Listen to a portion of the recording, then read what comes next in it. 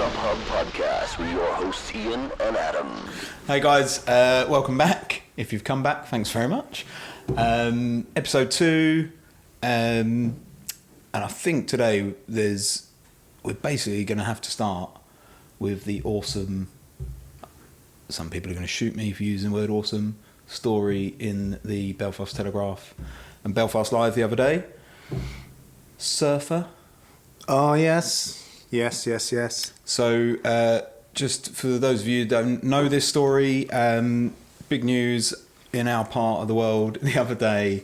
A surfer or paddler, I'm still unsure as to whether it was a surfer or a paddleboarder, but a surfing paddleboarder, if nothing else, was caught or taken in by the lifeboat after having been sort of called out for attempting to surf the wake of the Stena Ferry as it came into Belfast. Thoughts, Adam? I don't know. I've got mixed thoughts. There's the sensible part of me that thinks really there should be some way for the person, man, woman, child, to communicate with either the Stena line or the lifeboat or Coast Guard coming out, so that it's not a wasted journey. There is a mechanism for them to do that. That's called a VHF. Okay. So that you know, if we're being pedantic about it, yeah. But apart from that, good on him. Like, fair play, or good on her. Like, cool, man. How good was that? Someone told me today when I was walking the dogs, and I just laughed, going, fucking hats off. Yeah. You know, as long as you don't, and that's my only thing, is as long as it doesn't, like, get the lifeboat called out and which it did, which is unfortunate, and I'm sure the guy either didn't know or, you know, whatever, and if he did, then, well, you know, shouldn't be a dick and make a nice little donation to them. But, you know, what else are you going to be doing? And it was too flat today. Was it today or was it yesterday? Yesterday or the day before. Can't remember what the water looked like, but good on him. About time someone's doing something half decent. Yeah. Well, I mean, we don't know. So we're going by reports that we've read and heard both on Belfast Live and also the RNLI report. And I maybe had a chat with someone who was on the boat. See, you're far more informed. I just had someone who was walking a dog tell me so. Yeah, no. Well, to be fair, so it must be true. I got very lucky actually. The helmsman at the time sort of drove past me that evening and stopped and pulled over and sort of said we had a brief chat about it. But that being said, you know, by the time the lifeboat get there, they've missed the element or the period of time in which they were called. So quite how close he was, we don't actually know. What we do know is that the person that notified the Coast Guard and the lifeboat was the captain of the Stena ship. Birdseye. Sorry? Captain Birdseye. Captain Birdseye. Yeah. Wouldn't you? Oh, wouldn't that be brilliant if that was... I'm sure all the Stena captains are just like, I've heard that joke before, shut up. Probably. But if, as I understand it, it was the captain that made the call to the Coast Guard, and the Coast Guard then notified and deployed the lifeboat. If it was the captain of the ship... So you've now got Captain Birdseye just quoted in my head. Whatever captain it was that notified them, like he must have been close enough, right? So basically, the problem we've got here is we've got a rogue person with a surfboard. A rogue captain. Oh, this is going somewhere we didn't expect. Yeah, sorry. No, it's fine. I just sort of think basically. Now's not the time to be doing it. Like he's that person, whoever he, she, they were, is not the first person to have done it. Quite a few surfers and stuff have made a thing about riding away to the Stena. Is that a thing? It is a thing, yeah. I mean, so it was interesting, like when we ran the summer scheme at Crawfordsburn Country Park. So we tell all the kids that over the course of the week, we want them to see if they can work out how long it takes the wake of the Stena to hit the shore at Crawfordsburn, because you notice it, right? It's, you know, it picks up and you definitely feel it. And at Crawfordsburn, over the past 2 years, we've worked out roughly it's about 11 minutes, I'd say, from Stena going past you in sort of into the lock or out. Going out. Yeah, because in it's about 10 minutes 38, isn't it? Yeah. Oh, it's a exciting life, few months lead. You know, guess the Stena wake time, hey? Come on, kids, you're gonna have a laugh today.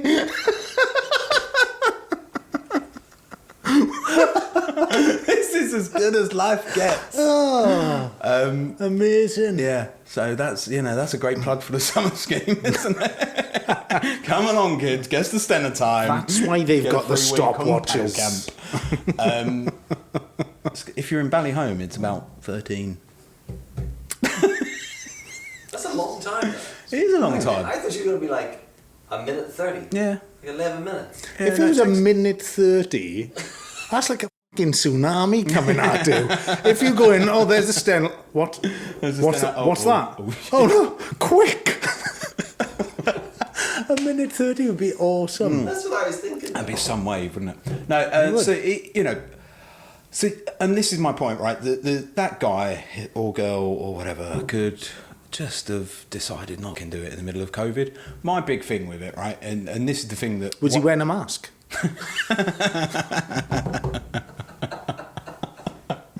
Or one of those face shields, you know, with the windscreen wipers going. No, this is stupid. Why did I do this? So I come from a perspective. So I run a SUP school. So like you feel a burden of responsibility. You feel like, you know, like I would always be on message with the Lifeboat and all of that sort of stuff. Yeah. Because, you know, we proactively support them.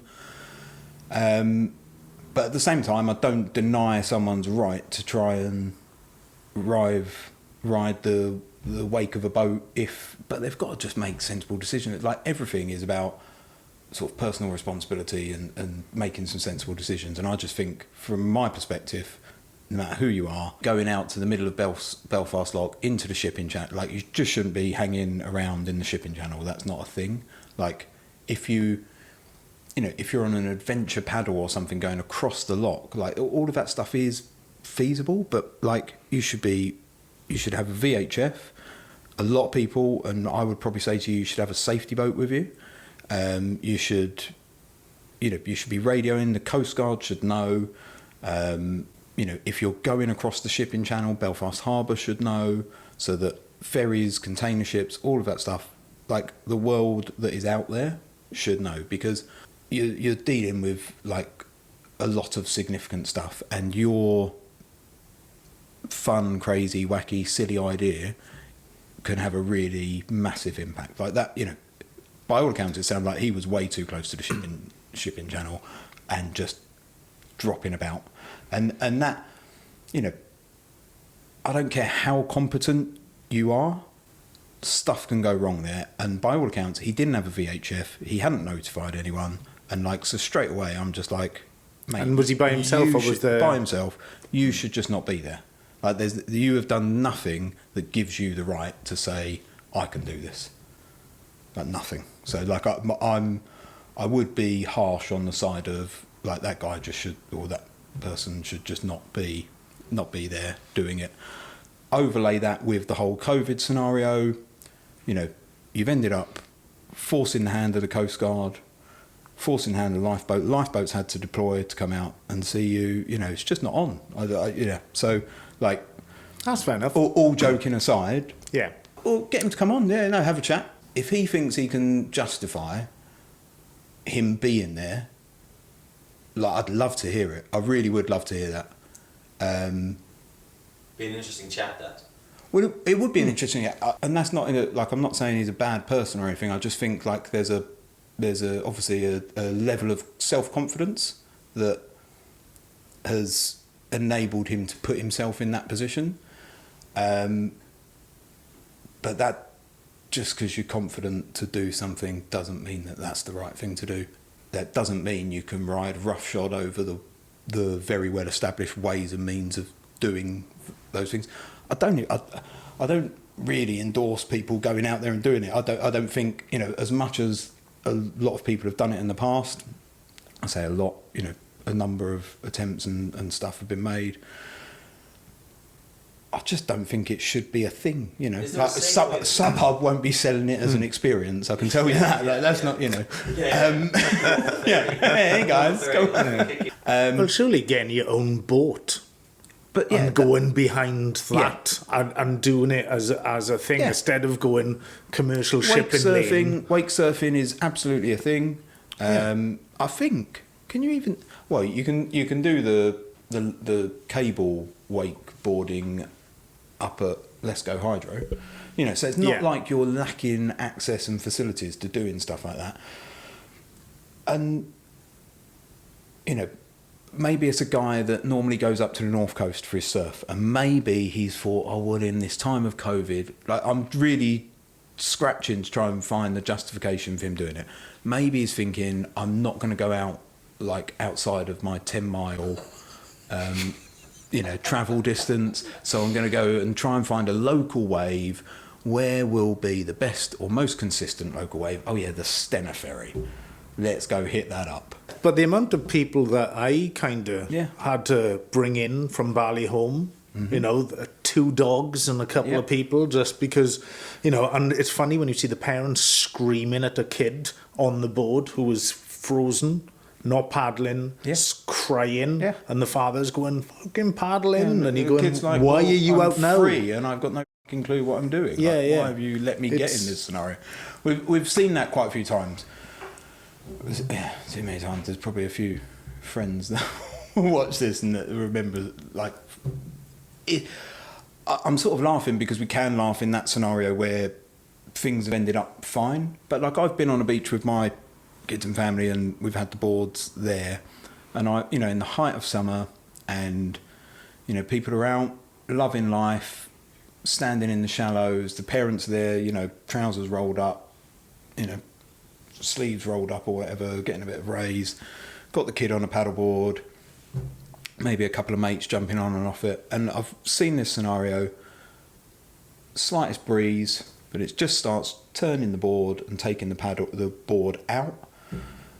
And you can see it happening, like, because you can tell, particularly with youngsters, like when I'm on a beach and I'm like, I sort of like old lifeguard training, you sort of, there's some stuff that just sticks there, and you sort of scout the beach and you have a look, and you will look for, okay, that person is competent, and then you're like, okay, these are my free zones where I'm going to be like, okay, I'm unconvinced by the abilities so far or the scenario so far, and there's been a couple where exactly that, 2 kids on a board, they didn't know what they were doing clearly, but parents were sort of literally standing in the water next to them chatting away, so felt like a level of comfort in that it was all standing water and close, and they had buoyancy aids on and all of that. But then very quickly, like, wind just picked up a little bit, it's turned the board, parents are distracted by another conversation, and the kids are heading out. They don't know what they're doing. They start panicking. By that point, they're out of like depth. So the parents sort of like stand there going, "Oh shit!" Like they're having that brief moment where it's like, "Do I just dive all in and start swimming after it, or what?" With that one incident in particular, you know, I'd already just started walking my board down to the water to try and calmly and casually just sort of paddle out to them without creating any major scenes, and just sort of tow them back in. And we did that, and I knew the parents, so it was a bit of a laugh, because, you know, they were sort of laughing and going, "Oh Christ, I came on one of your lessons and you told me about this," you know. But it is you know, it is so easily done. It's like, particularly with kids and stuff on a board, I just think educating yourself to a very basic level about, you know, wind. People who look out their window and go, "Great day for it," and don't check the conditions when they're there. Yeah. Like, so that bonkers. There's like a weird. I shouldn't say it critically maybe, but I do, some of it is a bit common sense. But like ultimately it's that combination of like, yes, there's the forecast tools, and yes, they're all super good, and you can rely on them to a greater or lesser degree. And then there's eyeballing it, which is basically when you're there on the day, having a look, does it match up? Like, are the conditions, have they sort of moved ahead of time a little bit, or are they lingering? You know, like what you've seen as a forecast is generally going to be. Well, that's what we do every time we go out on a lesson. Is we go, and we look, and we go, because me and you've had plans to go to, you know, wherever, like say from the marina to Jenny Watts Cave, and we've gone out there and we've assessed it and gone, no, not today. You know, because we'll go against the wind so we can come back with the wind, and just those little things. But that boggles the mind. I think it's because people, especially if they're pumping up the inflatables and they've done all that hard work and now they're on the beach, they don't want to just go, not too sure. That's what I've noticed. I think as well, it is difficult. There is a fine art to reading, and each weather app is different. So there's like a different nuance, and different weather apps, although they're taking in the same data, when you put in different locations, just like manipulating your location can change the forecast, like depending on what app you're using. So I use Windy, like that's just what I use and have used, and I just feel comfortable that I know and understand it. And you also get to know like the nuances of it. So there was a great example the other day, a lady who's come paddling with us a load, great, really super strong paddler, love her, she's Jacqueline, hello if you can be asked to watch this. She can't. No, she can't. But she put a post up and she was literally doing it as she was out on the board, just like, the forecast looked great, I'm out here, and then like took a picture of the chop that was happening in front of her. And so I, in like 3 screenshots, just showed her the process of how she, using Windy, could get to like looking at what Swell is doing, what the wind is doing, and what's happening with the tide as well, and particularly on the area that she was in. And so I think, like ultimately, like what I mean, if you try and, I should probably try and write all this down in a more concise fashion, but realistically, when you're looking at all the factors that can affect what the conditions are going to be doing at the point at which you enter the water, you're looking at tide, wind,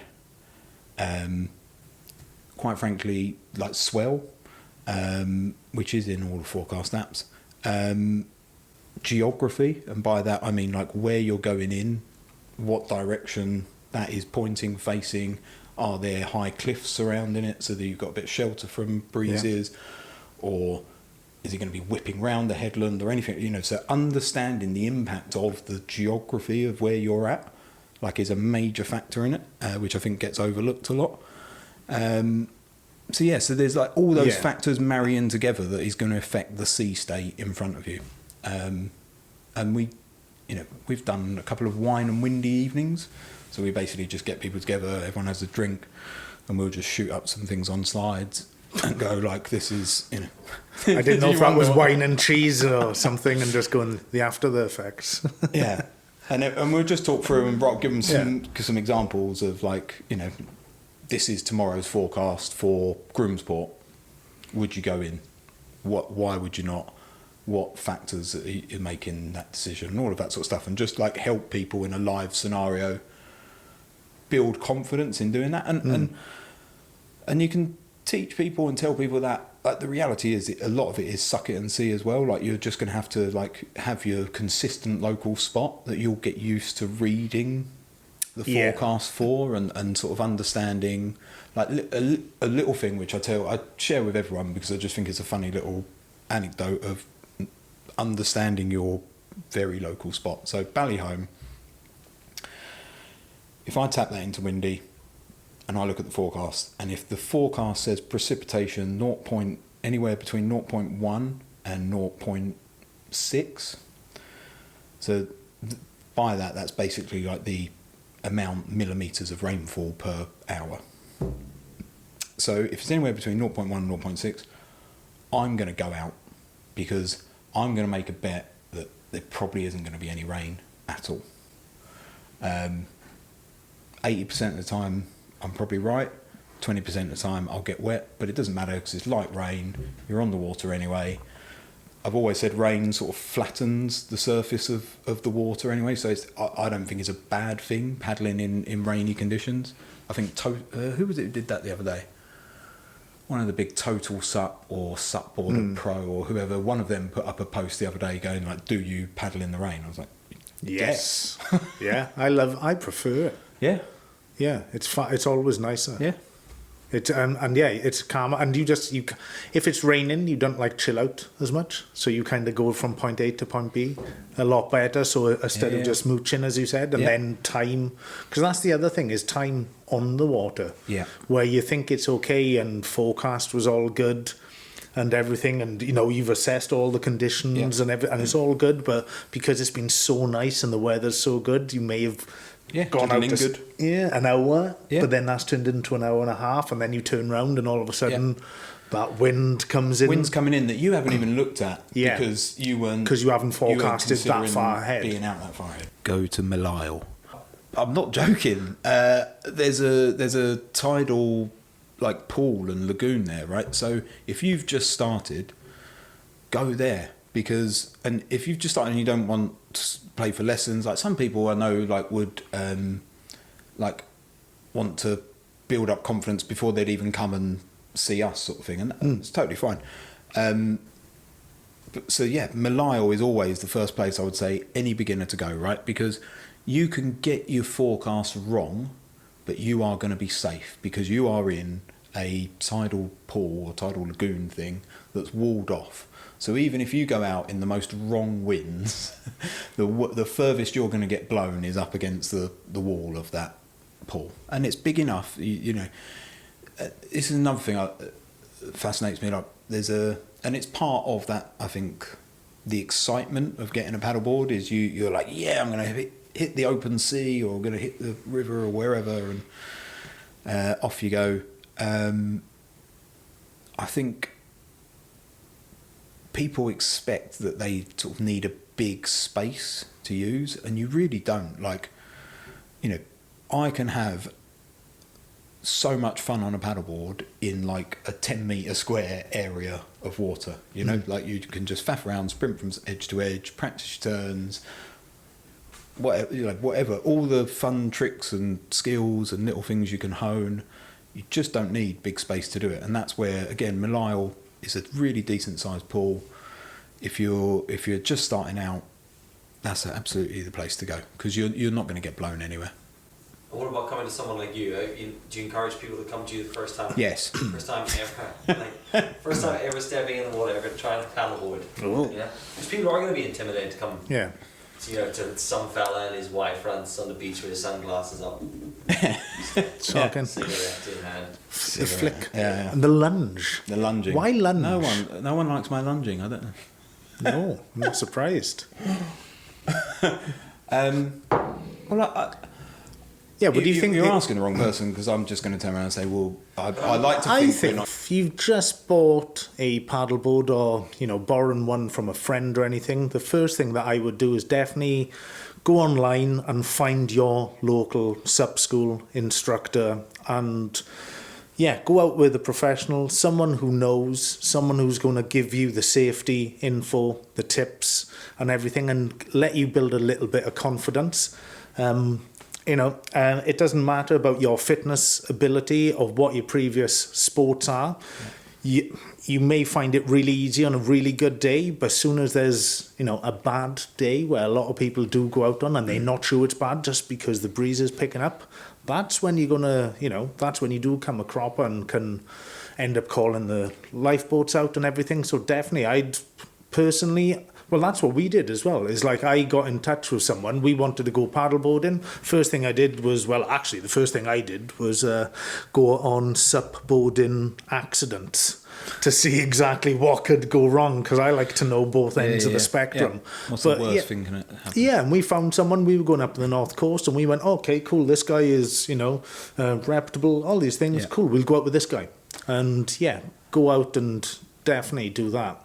I think what Dylan was saying is right. There's always going to be a percentage of the population that just don't want to do that, because they're going to go and get their board, and they'll be like, I can do this myself. Christ, like I was that person years ago. So I think if that person is going buying a board and then they're going to hit the sea in particular, or any body of water, I think if I were to list my top five things to do or take or have or make sure you've done.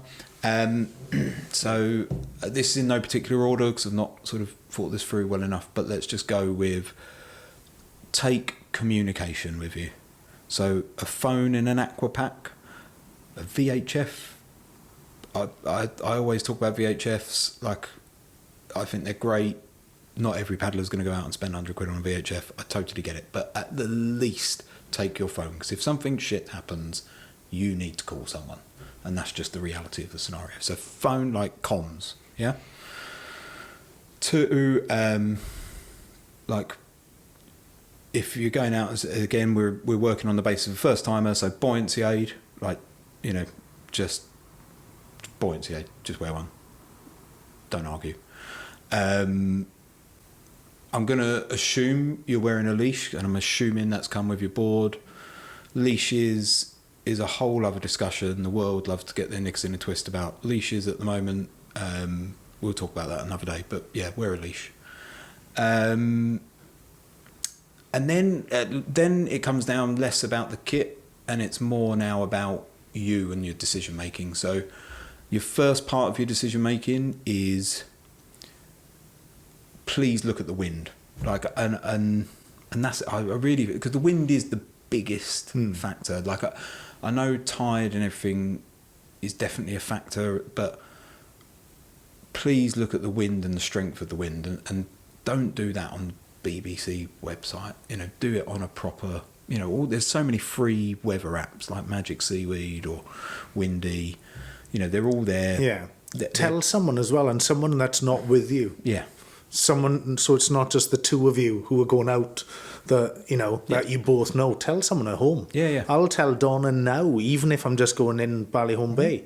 Like, I'm going out in the bay. Plan on being an hour. I'm only doing a couple of sprints, or if I'm going to Donaghadee, or if I'm heading, the other direction into Belfast Lough, I'll say I'm going. Right, I'll be there, looking at the wind, it'll take me an hour, I'll return, I'll call as well. And I always phone an hour into the paddle just to go, all is good. It's all good, yeah. Normally I take like a little crap selfie going, sorry, you're working? No. Yeah. How's the office today? There's a seal, yo. But yeah, tell someone. Tell people. That's your 5, right? What were they? Yeah. Communication, phone. Comms. Buoyancy aid, leash, wind, tell someone. Communication. And if you've done those 5 things, do you know what? Go for, you're covering your bases, right? You're keeping yourself right, and being responsible. Yeah. I would like to mention one other thing, and we can cut this out if this doesn't work. If you choose not to do any of those things, then it's up to you, and go f*** yourself. Because no, it is. But what I think is that if you don't do any of those things, and if the if the lifeboats pick you up, you grovel. Especially like an adult. If you're younger than 13, then that's your parents. But it is, because it is. Too many people is too much of a nanny state not to go off on a tangent. But you have to have, you take personal responsibility for yourself and those around you. So if you're going to get rescued because of a stupid decision, then you're a fucking idiot. Yeah. And then you don't deserve to get rescued. I completely agree. That's the Welsh coming out to me there. How many coffees? Go. And another thing.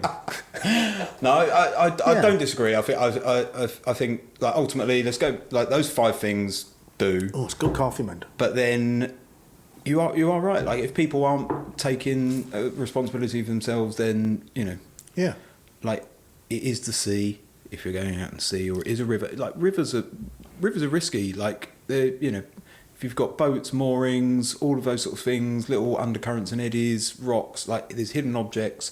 You don't know, if you don't know what you're doing, you don't know the flow of the river, you don't know how much rainfall there's been, how much, like, is the water overflowing. Like, there's so many issues that can happen in a river, whereas people just see it as, oh, it's a river, it's got to be easy, right? Yeah, all you got to do is see. You know, I know, like, there'll be 20 people. No, there won't be 20 people because there'll be 2 people listening to this. 20 people. Boom, we've hit the big time. No. But yeah, no, there'll be people that would like have a go at me for that and say, oh no, rivers are a good place to start. And I don't disagree, but it just comes back to making sensible decisions and making sure you know what you're dealing with. Do some research. Don't just throw an inflatable object in the sea and expect to come back alive. I would like to say to anyone that actually would critique anything that we've said is jump back on your kayak and do a real sport. No, I'm joking. I love it. I love it. Bar from YouTube. Yeah. Yeah, and another thing. And another. That should be the name of the podcast. Well, yeah. Actually, you didn't take into account that. Extras. Yeah. Yeah. I don't know if you've noticed this on some of the forums that are out there. Do you actually go on paddleboarding forums? Well, there's like... Well, actually, I think you'll find it's 11 minutes, the wake of the Stena line